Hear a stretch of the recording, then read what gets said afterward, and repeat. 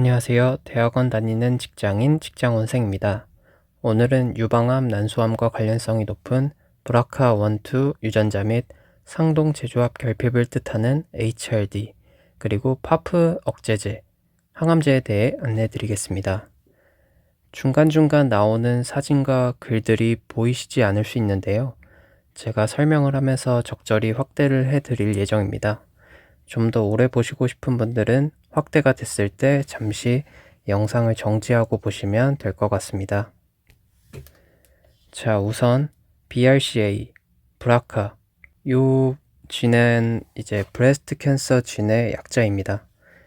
종류는 1 그리고 2 두 개가 있는데요. 이제 브라카1은 17번 염색체, 그리고 2는 13번 염색체에 서로 다른 곳에 위치하고 있습니다. 하지만 이 브라카진에서 발현된 브라카1, 2 단백질은 공통적으로 DNA 더블 스트랜드 브레이킹, 즉 이중 사슬 절단을 복구하고 수선하는 기작에서 주요한 역할을 합니다. 그러면 브라카1, 2가 어떻게 DNA 더블 스트랜드 브레이킹 줄여서 DSB라고 하겠습니다.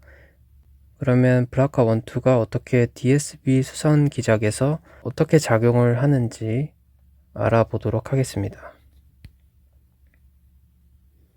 이제 브라카1, 2가 DSB 수성 기작에서 어떻게 작용을 하는지 알아보기 전에 우리 몸에서의 DSB 복구 기작에 대해서 몇 가지 알아보겠습니다. 들어가기 앞서서 이 염색체 하나를 풀어보면 이중 나선 구조로 되어 있습니다. 그런데 하나의 스트랜드가 절단이 된다면 이 스트랜드의 반대편인 상부적인 결합을 하고 있는 스트랜드를 주석으로 해서 복제를 하면 오류가 없이 복구를 할 수가 있습니다. 그렇다면 이 두 가닥이 모두 절단이 되면 어떻게 복구를 할까요? 그 복구 기작이 이제 지금부터 설명드릴 기작입니다. 이제 DSB 수성 기작은 크게 상동성과 비상동성으로 나뉠 수 있습니다. 비상동성을 먼저 보면 CNHEJ가 있죠. 이것은 이제 Classical Non-Homologous End Joining의 줄임말입니다. 말 그대로 고전적인 비상동성 끝단 연결이라는 뜻입니다. 이는 템플레이트, 즉 주석이 없이 끊어진 사슬 말단을 그냥 이어 붙이는 작업을 말합니다. 당연히 잘린 부위가 복구가 안 되니 오류가 발생할 것이고, 이 수성 기작은 트랜스로케이션도 유발하는 것으로 알려져 있는 만큼 굉장히 오류적인 수성 과정입니다. 그리고 두 번째, 다음으로는 상동성이 있습니다. 상동성 복구 기작 중에서도 첫 번째로 HR, 빨간색으로 되어 있죠. 오늘 우리가 주요하게 알아볼 기작입니다. HR은 호몰로거스 리콤비네이션의 약자입니다. 우리말로는 상동 재조합인데요. 염색체는 엄마와 아빠로부터 물려받은 상동 염색체가 하나씩 있죠. 또한 각 염색체는 세포 분열 시 복제 과정 중에 자매 염색 분체를 만들어냅니다. 이러한 상동 재조합 복구 기작은, 즉 더블 스트랜드 브레이킹이 발생을 하면 자매 염색 분체 혹은 상동 염색체의 정보를 주석으로 하여 복구를 하게 됩니다. 이렇게 되면 처음 안내드린 NHEJ와는 다르게 원래의 정보를 주석으로 하여 복제를 할 수 있기 때문에 오류가 발생할 확률이 굉장히 적겠죠. 만약 HR 기작과 관련된 단백질 혹은 유전자에 문제가 생기게 되면 앞서 말씀드린 클래시컬 논호몰로거스 엔드 조이닝 혹은 이제 상동성 복구 중에서도 싱글 스트랜드 어닐링 혹은 얼터네이티브 NHEJ 같은 기작을 수행하게 됩니다. 어쨌든 SSA 혹은 얼터네이티브 NHEJ 또한 불완전한 복구 기작이니만큼 딜리션을 많이 유발을 하게 됩니다. 즉 우리 몸에서 제대로 된 복구를 통해 지노믹 스테빌리티, 그러니까 지놈 안정성을 추구하기 위해서는 HR 기작이 잘 작동되어야만 합니다. 이러한 HR 수선 작업에 문제가 생기면 지노믹 인스테빌리티가 점점 증가하게 되고, 이는 결국 암을 유발하게 될 가능성이 크게 됩니다. 그렇다면 HR 기작이 어떻게 작동하는지 간략히 알아보겠습니다. 크게 세 단계로 나뉘는데요. 끊어진 DNA 사슬의 말단 부분을 우선 절단을 하고요. 앞서 말한 자매 염색분체 혹은 상동 염색체에 매칭이 되는 동일한 위치의 부위를 데리고 와서 침습시킵니다. 이렇게 되면 헐리데이 접합제가 형성이 된다고 하는데, 마무리로 이 접합을 해제시켜주는 것으로 HR 과정이 마무리가 됩니다. 자세한 과정 및 사진은 제가 이렇게 확대를 해서 보여드릴 테니 화면을 잠시 정지해 주시고 보시면 될 것 같습니다.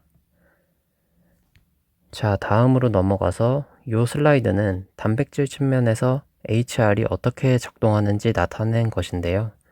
원래는 좀 더 다양한 단백질들이 참여를 하고 밝혀지지 않은 그런 기작들도 많은데, 우선 주요한 단백질들, 그러니까 밝혀진 그런 주요한 단백질들만 먼저 설명을 드리겠습니다.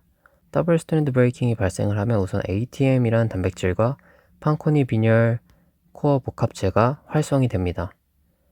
ATM은 체크2를 인산화시켜 활성화시키고, 판코니 빈혈 복합체는 FANCD2를 단일 유비퀴티화 시킵니다. 그리고 체크2와 FANCD2는 브라카1을 인산화시키게 됩니다.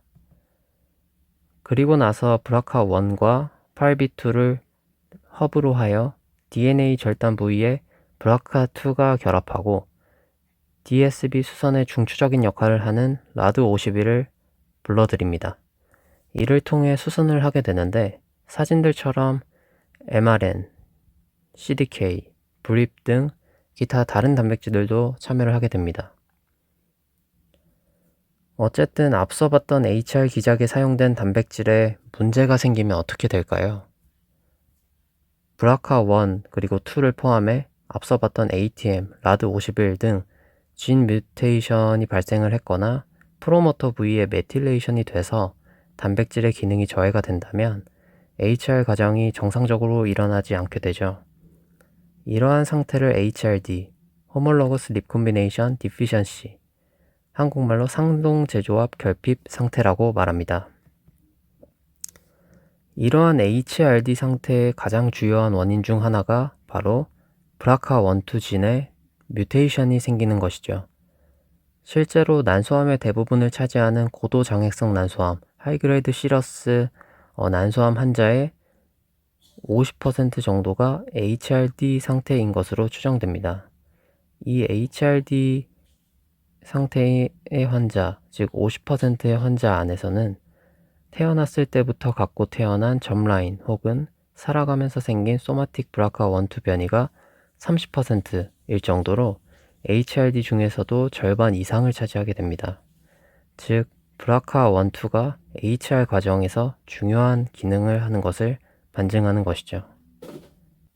그렇다면 내가 HRD 상태인지 아닌지 알기 위해서는 어떻게 해야 할까요?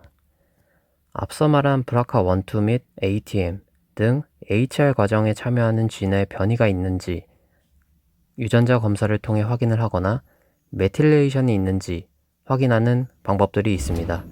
그런데 미리어다라는 회사에서는 유전적 혹은 후성 유전학적 원인을 일일이 찾기보다는 이러한 원인들에 의해 나오는 결과를 분석해 HRD를 검출하는 방식을 개발했습니다.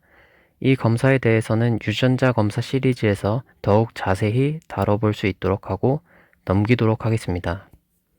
그래서 요즘 이러한 HRD 혹은 브라카 유전자의 변이가 있을 경우 잘 먹히는 표적 항암제가 핫한데요. 바로 파프 이니비터, 파프 억제제입니다. 이는 말 그대로 파프라는 단백질을 저해하는 항암제입니다. 파프는 저희가 앞서 다뤘던 DSB와 다르게 주로 싱글 스트랜드 브레이킹, 수선 기작에 참여하는 단백질입니다.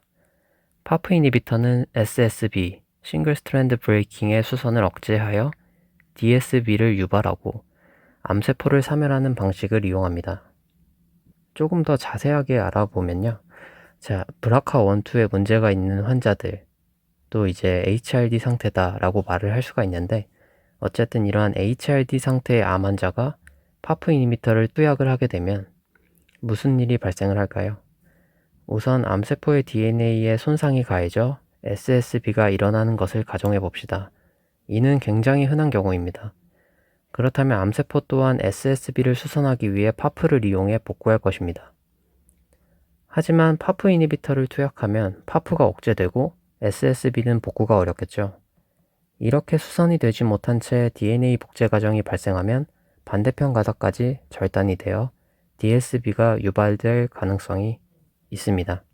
이때 DSB가 발생하면 앞서 설명드려왔던 HR 기작이 작동해야 하죠. 하지만 HRD 환자이기 때문에 이 또한 작동이 안 돼요. 암세포는 사멸을 한다든지 대체적으로 NHEJ 경로를 택할 것입니다. NHEJ 경로를 택하여도 오류를 많이 범하는 복구 과정이기 때문에 이 또한 사멸로 이어질 가능성이 높습니다. 세포는 이제 더블 스탠드 브레이킹이 되거나 오류가 많아지게 되면 사멸로 이어질 가능성이 높다는 것을 알아두셨으면 좋겠습니다. 어쨌든 파프 이니비터는 이와 같은 원리를 이용합니다. 하지만 주의해야 할 것은 그렇다면 HRD인 정상세포도 죽을 수 있지 않냐 라고 질문을 할 수 있는데 당연히 죽을 수 있습니다. 하지만 암세포의 복제 과정이 워낙 빠르기 때문에 정상세포의 복구 과정과 그 속도 차이가 굉장히 심합니다. 즉 복제 과정이 정상세포에 비해 굉장히 빠른 암세포에서 이러한 항암제는 더욱 효과적일 수밖에 없죠. 또한 아직까지 밝혀지지 않은 DNA 수산 기작이 있을 수 있고 현재 밝혀진 기작도 완벽하지 않아 약제의 효과에는 한계가 있을 수 있습니다. 자, 그러면 우리나라에서 처방받을 수 있는 파프 이니비터는 어떤 것이 있을까요? 국내 식약처에 승인된 것은 다음과 같이 올라파립, 니레파립 두 가지입니다. 비급여로 한 달에 몇백만 원씩 들어가며 2, 3년 동안 꾸준히 복용을 해야 되기 때문에 굉장히 비쌉니다. 그리고 이 약제는 현재 난소암뿐만 아니라 현재 유방암, 췌장암, 전립선암에서도 이 약제 사용이 가능합니다. 하지만 현재 급여로 약제가 사용되는 것은 우선 난소암 환자여야 하고요.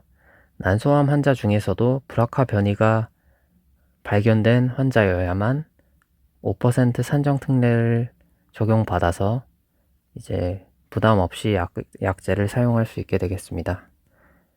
자, 오늘은 브라카의 더블 스탠드 브레이킹 수상 기작인 호몰로거스 리콤비네이션과 호몰로거스 리콤비네이션 디피션시 HRD에 대한 개념, 그리고 파프 이니비터의 원리와 종류에 대해서 알아보았습니다. 시청해주셔서 감사합니다.